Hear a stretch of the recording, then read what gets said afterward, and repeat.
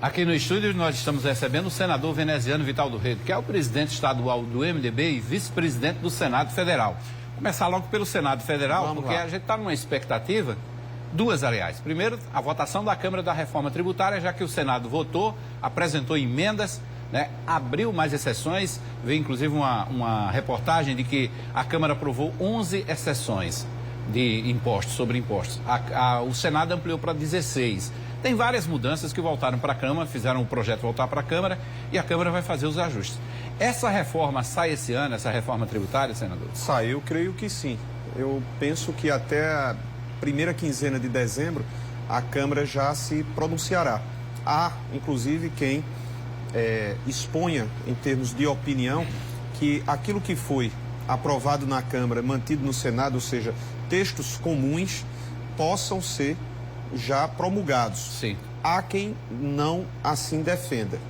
Ou seja, esperar que a Câmara fale, se pronuncie em torno das mudanças que nós fizemos no Senado Federal para que tenhamos aí sim definitivamente o texto para promulgação. Mas eu creio, Hermes, há um sentimento claro e demonstrado pela própria Casa Legislativa, Câmara dos Deputados e Senado.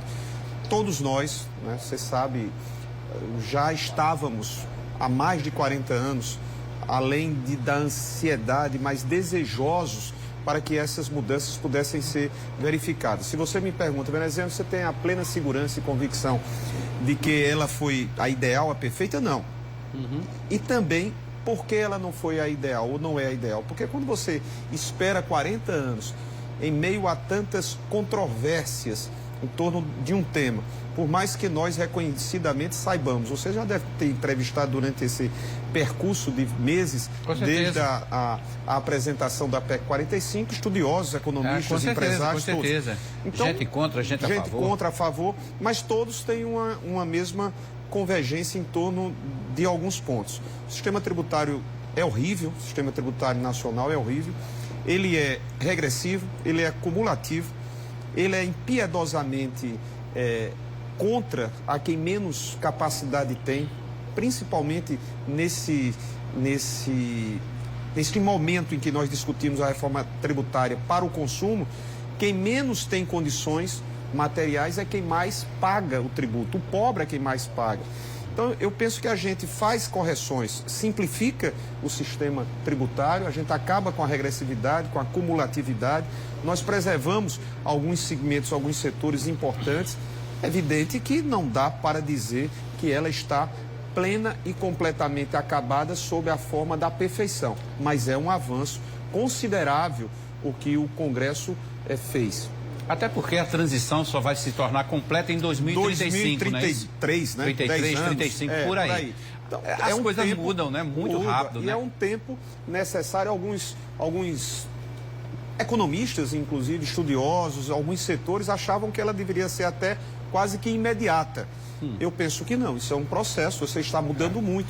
Não, quando você faz o condensamento entre tantos tributos, no caso de consumo, para 5, CBS com 3 destes e o IBS com os outros 2, um de competência municipal e outra de competência estadual, o CBS, você faz essa condensação, então há uma mudança, e essa mudança não pode ser abruptamente imposta a nós. Um processo de maturação, de vermos como isso vai acontecendo. Fazer os ajustes depois, né? Exatamente. Agora, claro, quem está lá do outro lado da telinha, que está assistindo em casa, quer saber do seguinte: vai aumentar o imposto, eu vou pagar mais imposto? Não. A dona de casa quer saber, minha feira, quando eu for comprar, vai estar embutido mais imposto naqueles produtos? Não. O próprio relatório, diga-se de passagem, essa era uma das primeiras e maiores, se não a maior, mas uma das maiores preocupações nossas. Nós já pagamos uma exorbitância. A carga tributária que recai no nosso país, ela é estratosférica, comparada a outros países nos mesmos níveis que o Brasil.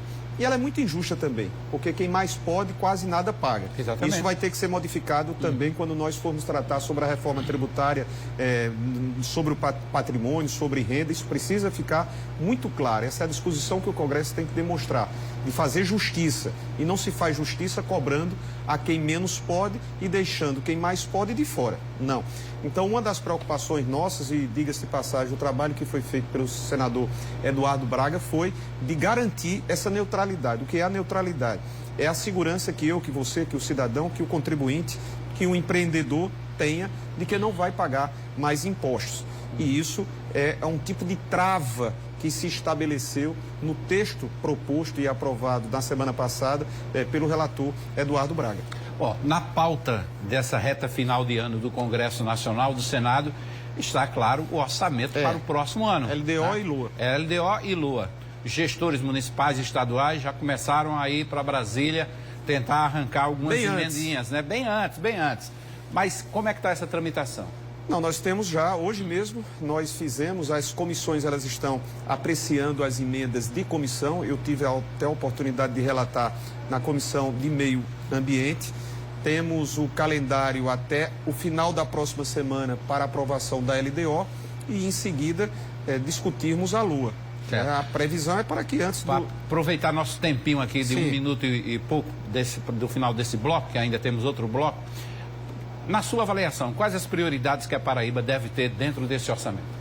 A bancada paraibana como um todo? Essa é uma discussão que nós vamos ter até terça-feira, porque o prazo para apresentação, nós vamos nos reunir, elegemos os 15 eixos, né? Alguns destes não precisarão mais, porque eles já foram absorvidos pelo PAC, né?